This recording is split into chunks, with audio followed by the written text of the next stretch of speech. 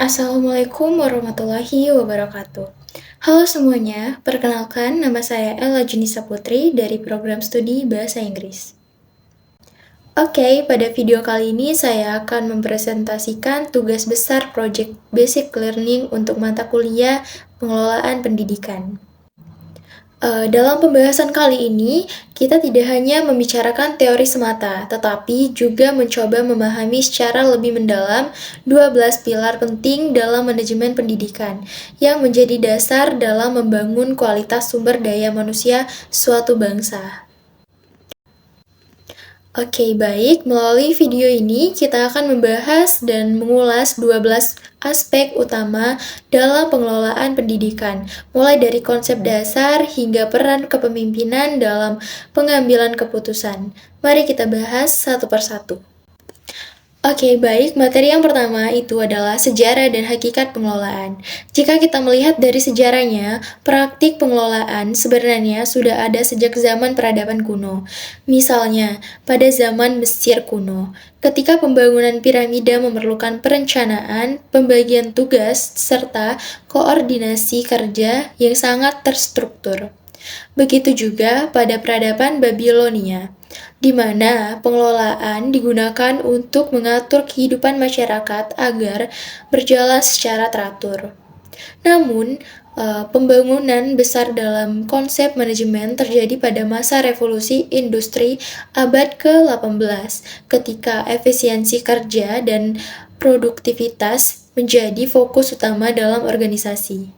Di Indonesia sendiri, pengelolaan pendidikan juga mengalami pengembangan yang cukup panjang. Pada awalnya, sistem pengelolaan lebih bersifat administratif dan kaku. Namun, seiring berjalannya waktu, sistem tersebut berkembang hingga memasuki era modern abad ke-21 yang menuntut pengelolaan pendidikan menjadi lebih fleksibel, inovatif, dan adaptif terhadap perubahan global. Dalam konteks ini, kepala sekolah tidak lagi hanya menjalankan kebijakan, tetapi juga berperan sebagai manajer strategis yang mampu mengelola sumber daya manusia secara profesional. Baik, di sini kita akan melanjutkan materi yang kedua. Di sini ada proses dan substansi pengelolaan pendidikan. Pengelolaan pendidikan di Indonesia memiliki dasar hukum yang jelas. Salah satunya yaitu Undang-Undang Nomor 20 Tahun 2003 tentang Sistem Pendidikan Nasional serta Permendikbudristek Nomor 9 2024. Keberadaan regulasi ini menunjukkan bahwa pendidikan membutuhkan sistem pengelolaan yang terintegrasi dan terstruktur agar tujuan pendidikan dapat tercapai secara optimal. Dalam praktiknya, proses pengelolaan pendidikan mencakup beberapa tahap utama. Pertama adalah perencanaan, yaitu menyusun visi, misi, serta tujuan pendidikan yang ingin dicapai. Kedua adalah perorganisasian, yaitu pembagian tugas, pembentukan struktur kerja, serta membangun budaya kolaborasi dan lingkungan sekolah. Ketiga, ada pengendalian atau evaluasi, yaitu melakukan penilaian terhadap program yang telah dilaksanakan agar dapat dilakukan pembaikan secara berkelanjutan. Adapun substansi yang dikelola dalam pendidikan meliputi berbagai aspek penting seperti kurikulum, sumber daya manusia, sarana prasarana, serta keuangan sekolah. Baik, kita lanjut ke materi yang ketiga, standar pengelolaan pendidikan. Standar pengelolaan pendidikan merupakan kriteria minimal yang harus dipenuhi oleh setiap satuan pendidikan agar penyelenggaraan pendidikan memiliki kualitas yang merata di seluruh wilayah Indonesia. Menurut para ahli seperti Nanang Fata dan Made Pidata, pengelolaan merupakan proses mengordinasikan berbagai sumber daya yang ada agar dapat digunakan secara efektif dalam mencapai tujuan pendidikan. Dalam implementasinya, standar pengelolaan meliputi beberapa hal.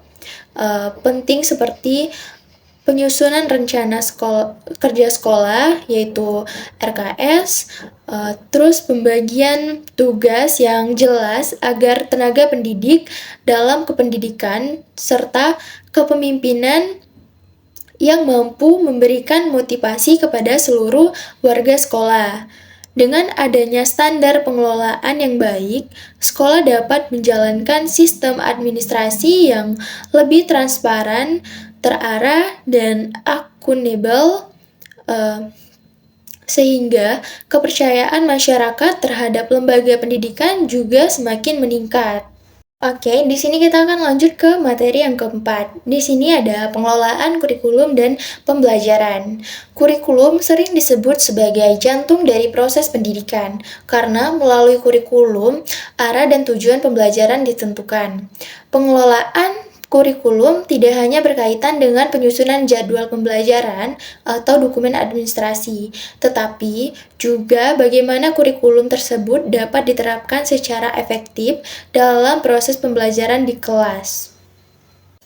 Oke, dalam hal ini, guru memiliki peran yang sangat penting sebagai manajer pembelajaran. Guru tidak hanya menyampaikan materi, tetapi juga merancang strategi belajar yang mampu membuat siswa aktif, kreatif, dan berpikir kritis. Salah satu tantangan yang sering muncul adalah perubahan kurikulum yang cukup cepat, serta beban administrasi yang cukup besar bagi guru.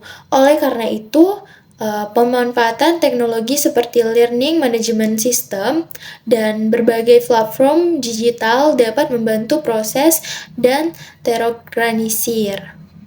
Baik, kita lanjut ke materi yang kelima, pengelolaan pendidik dan tenaga kependidikan. Keberhasilan pendidikan sangat bergantung pada kualitas pendidik dan tenaga kependidikan. Pendidik bertugas untuk mengajar, membimbing, serta melatih peserta didik agar dapat berkembang secara optimal. Sementara itu, tenaga kependidikan seperti staf administrasi, pustakawan, maupun laboran memiliki peran penting dalam mendukung kelancaran operasional sekolah. Pengelolaan sumber daya manusia dalam pendidikan mencakup beberapa aspek seperti perencanaan, kebutuhan tenaga kerja, pembagian tugas, pengawasan kinerja, hingga pengembangan profesional. Tantangan yang sering muncul dalam pengelolaan SDM adalah beban kerja yang cukup tinggi, serta kurangnya kesempatan pengembangan diri bagi tenaga pendidik. Oleh karena itu, diperlukan sistem pembinaan yang baik agar motivasi dan profesionalisme mereka tetap terjaga. Oke, kita lanjut ke materi yang keenam, pengelolaan peserta didik. Pengelolaan peserta didik merupakan salah satu aspek penting dalam pendidikan, karena pada dasarnya tujuan utama pendidikan adalah mengembangkan potensi manusia secara optimal. Paradigma pendidikan saat ini tidak lagi memandang siswa sebagai objek yang hanya menerima informasi, melainkan sebagai subjek pembelajaran yang aktif dan memiliki potensi masing-masing. Pengelolaan peserta didik meliputi berbagai tahapan, mulai dari penerimaan peserta didik baru, kegiatan orientasi sekolah, pembinaan karakter dan bakat, hingga proses evaluasi kelulusan. Melalui pengelolaan yang baik, sekolah dapat membantu siswa mengembangkan kemampuan akademik maupun non-akademik secara seimbang. Baik, kita lanjut ke materi yang ketujuh, pengelolaan sarana dan prasarana. Sarana dan prasarana merupakan faktor pendukung yang sangat penting dalam menunjang proses pembelajaran. Sarana adalah alat yang digunakan secara langsung dalam kegiatan belajar, seperti buku, komputer, dan media pembelajaran. Sedangkan prasarana merupakan fasilitas pendukung seperti gedung sekolah, ruang kelas, perpustakaan, dan dan lapangan olahraga. Pengelolaan sarana dan prasarana mencakup beberapa tahapan, yaitu perencanaan kebutuhan, pengadaan, pemeliharaan, serta penghapusan barang yang sudah tidak layak dipakai atau digunakan. Jika sarana dan prasarana dikelola dengan baik, maka lingkungan belajar akan menjadi lebih nyaman, aman, dan kondusif bagi siswa maupun guru. Baik, kita lanjut ke materi yang ke-8, pengelolaan keuangan pendidikan. Keuangan merupakan salah satu unsur penting dalam menjalankan kegiatan pendidikan. Tanpa dukungan keuangan yang memadai, berbagai program pendidikan akan sulit dilaksanakan. Pengelolaan keuangan sekolah harus berlandaskan pada beberapa prinsip utama, yaitu transparansi, akuntabilitas, efektivitas, efisiensi, dan keadilan. Sumber dana pendidikan dapat berasal dari berbagai pihak seperti pemerintah melalui dana BOS, kontribusi masyarakat, maupun kerjasama dengan pihak lain. Proses pengelolaannya meliputi perencanaan anggaran melalui RKAS, pelaksanaan anggaran, serta pelaporan yang jujur dan transparan kepada masyarakat. Baik, kita lanjut ke materi yang ke-9, hubungan sekolah dan masyarakat. Sekolah tidak dapat berdiri sendiri tanpa dukungan masyarakat. Oleh karena itu, hubungan antara sekolah dan masyarakat menjadi hal yang sangat penting. Fungsi utama hubungan masyarakat atau human sekolah adalah sebagai jembatan komunikasi antara pihak sekolah dengan orang tua siswa maupun masyarakat luas. Hubungan ini harus bersifat saling menguntungkan, di mana masyarakat memberikan dukungan terhadap kegiatan sekolah, sementara sekolah memberikan pelayanan pendidikan yang terbaik bagi peserta didik. Di era digital saat ini, komunikasi juga dapat dilakukan melalui media sosial, website sekolah, melalui grup komunikasi online. Oke, lanjut ke materi yang ke-10, ada peningkatan mutu pendidikan. Peningkatan mutu pendidikan merupakan proses yang dilakukan secara terus-menerus untuk memperbaiki kualitas pendidikan. Salah satu pendekatan yang digunakan adalah manajemen peningkatan mutu berbasis sekolah, yang memberikan kesempatan kepada sekolah untuk mengelola sumber daya secara lebih mandiri sesuai dengan kebutuhan masing-masing. Upaya peningkatan mutu dapat dilakukan melalui berbagai strategi seperti evaluasi program, pembangunan kompetensi guru, serta penggunaan data sebagai dasar pengambilan keputusan. Namun, proses peningkatan mutu juga sering menghadapi tantangan seperti keterbatasan sumber daya maupun resistensi terhadap perubahan. Oke, kita lanjut ke materi yang ke-11, ada supervisi akademik dan manajerial. Supervisi pendidikan merupakan kegiatan pembinaan yang bertujuan untuk peningkatan kualitas kinerja, di mana lingkungan sekolah supervisi dapat dibedakan menjadi dua jenis, yaitu supervisi akademik dan supervisi manajerial.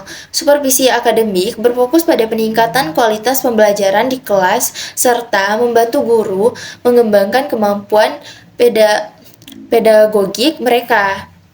Sementara itu, supervisi manajerial lebih berkaitan dengan pengelolaan administrasi dan manajemen sekolah agar berjalannya secara tertib dan efektif.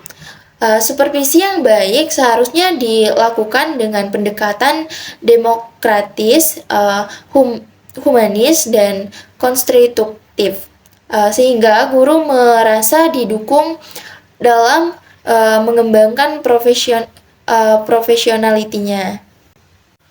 Oke, kita lanjut ke materi selanjutnya, yaitu 12 atau yang terakhir, kepemimpinan dan pengambilan keputusan. Kepemimpinan merupakan faktor penting dalam keberhasilan pengelolaan pendidikan. Seorang kepala sekolah tidak hanya bertugas sebagai administrasi, tetapi juga menjadi pemimpin yang mampu menggerakkan seluruh warga sekolah untuk mencapai tujuan bersama. Salah satu aspek penting dalam kepemimpinan adalah kemampuan mengambil keputusan secara tepat. Proses pengambilan keputusan biasanya melibatkan analisis terhadap berbagai alternatif solusi sebelum menentukan tindakan yang paling tepat. Keputusan yang baik akan membantu organisasi sekolah berkembang dengan lebih baik, sedangkan keputusan yang kurang tepat dapat berdampak pada kinerja lembaga pendidikan. Oke, baik, mungkin hanya itu saja pemaparan 12 materi dari saya.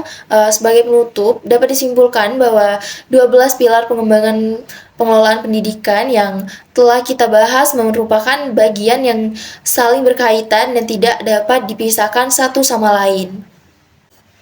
Pengelolaan pendidikan yang baik membutuhkan perencanaan yang matang, pelaksanaan yang transparan, serta kepemimpinan yang kuat dan visioner.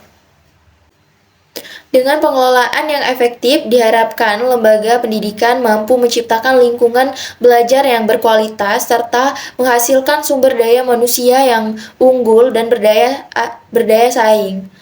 Saya Ella Junisa Putri mengucapkan terima kasih atas perhatiannya teman-teman semua. Wassalamualaikum warahmatullahi wabarakatuh.